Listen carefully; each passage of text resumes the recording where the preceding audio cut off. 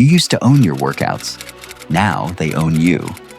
That same routine that once left you energized now leaves you drained, achy, and staring at a waistline that won't quit.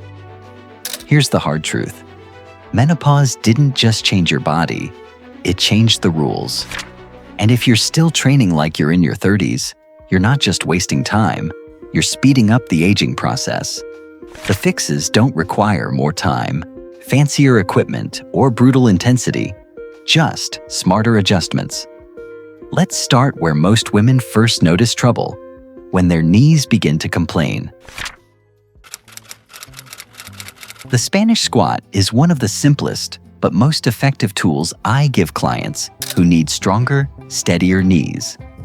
Many women tell me that regular squats bother their joints, so they avoid them altogether.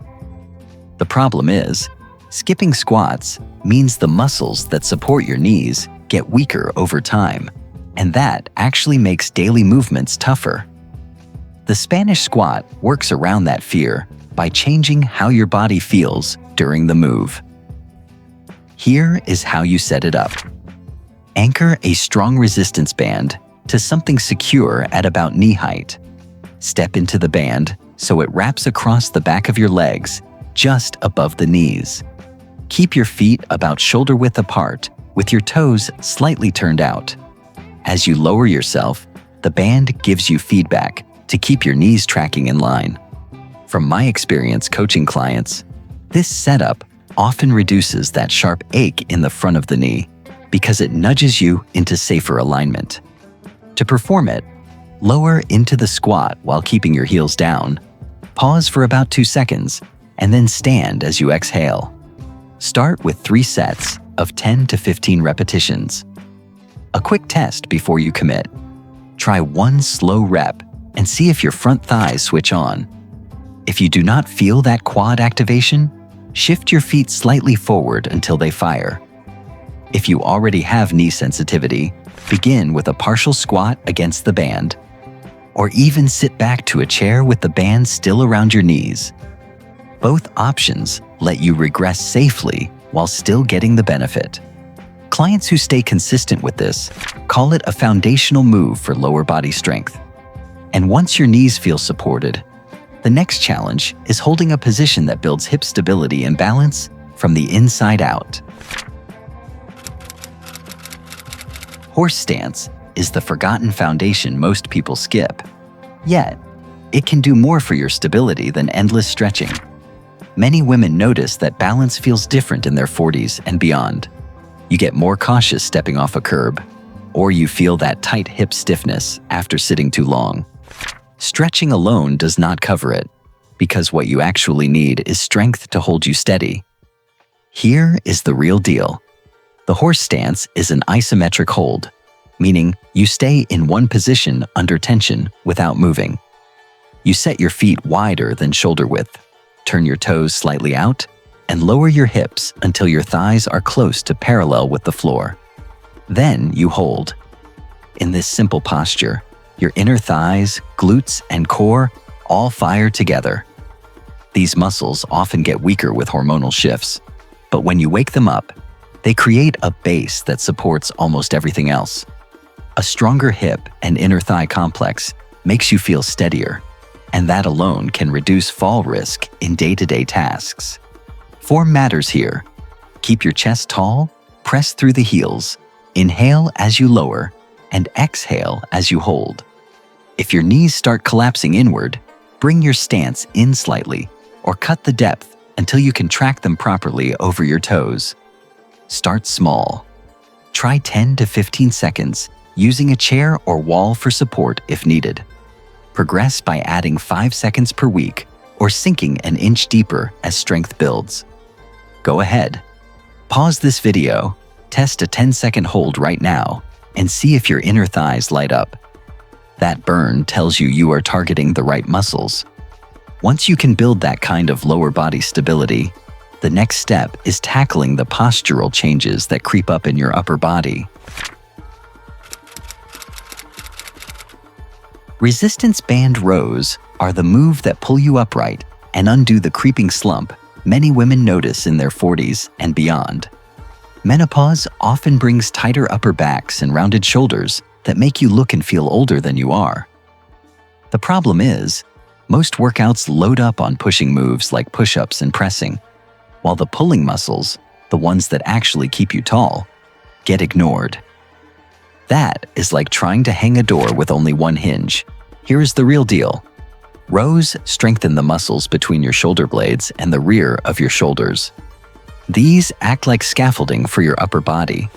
When they are strong, your shoulders naturally sit back instead of caving forward, which improves posture and may support long-term spinal health.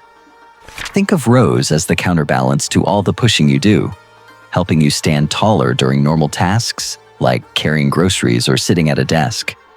Setup is simple. Anchor a resistance band at chest height. Stand upright or with the tiniest hinge at your hips. Hold the band in both hands, step back to create light tension, and keep your chest lifted. Pull your hands back toward your ribs, elbows close to your sides, and finish each rep by squeezing your shoulder blades together. Avoid shrugging your shoulders up as you pull. Start with 3 sets of 12 to 15 slow, controlled repetitions. If your shoulders feel tight, sit down to row or shorten the range of motion. To progress, step farther back or choose a thicker band. If you feel sharp pain in the front of the shoulder, stop. Try a slightly wider elbow track, and if it still pinches, check in with a professional before continuing. Building this pulling strength restores balance to your frame. And once that balance is in place, the next logical step is pressing upward in a way that makes your shoulders stronger instead of weaker.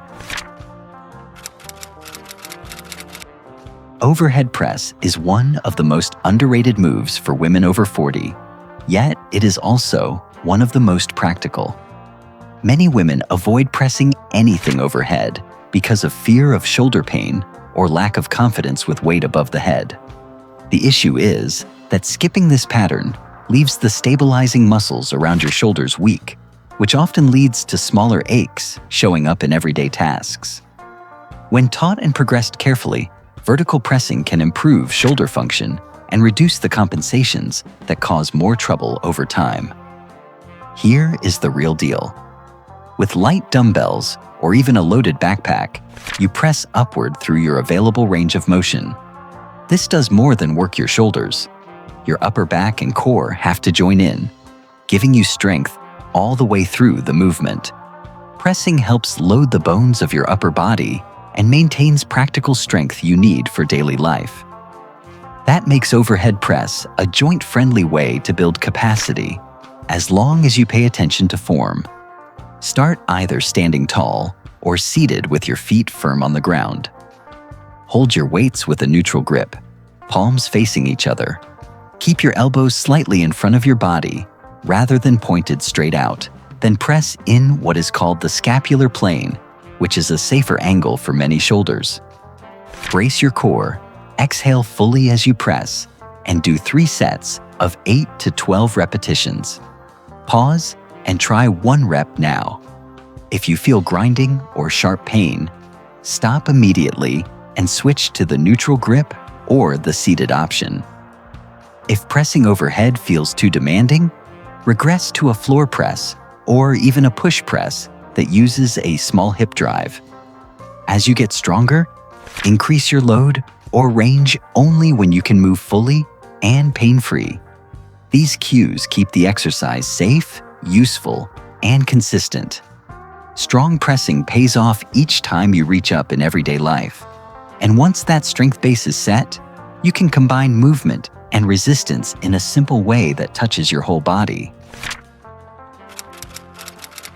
Weighted walking is the simplest way to take something you are already doing and make it work harder for you. Adding a small load to your daily walk instantly changes the challenge without needing complex equipment or extra time in the gym. Here is the thing. Regular walking is still valuable, but as you move through menopause, your body responds better when given just a bit more resistance. Carrying extra load during your walk increases the mechanical challenge to your bones and muscles, which can help preserve strength and function over time. Think of it as nudging your system to stay ready for daily life, rather than leaving it on cruise control. Start with something light, about the weight of a small handbag, or just a few pounds in a backpack. You want to feel a mild extra challenge, not a load that throws off your stride. Begin with short walks, 2 or 3 times each week, then either add a few more minutes or a small increase in weight once you feel stable. Progress slowly so your joints and posture can adapt. Pack the load high on your back, keep your spine neutral, and shorten your stride slightly to stay balanced. Focus on steady breathing with each step. If you notice back or joint discomfort, lower the weight right away. And if you have a history of back or heart issues, check with your healthcare provider before adding load to your walks. Weighted walking takes something that might feel passive and turns it into active, whole-body training.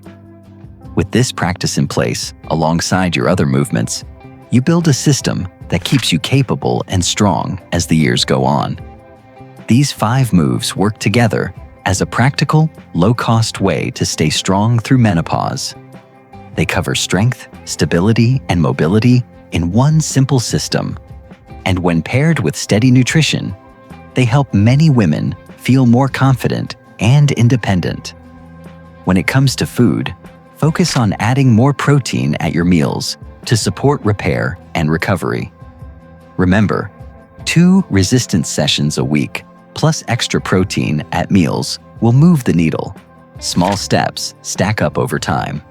Today's action checklist: try a Spanish squat, a short horse stance hold. If this helped, subscribe for more safe, effective routines.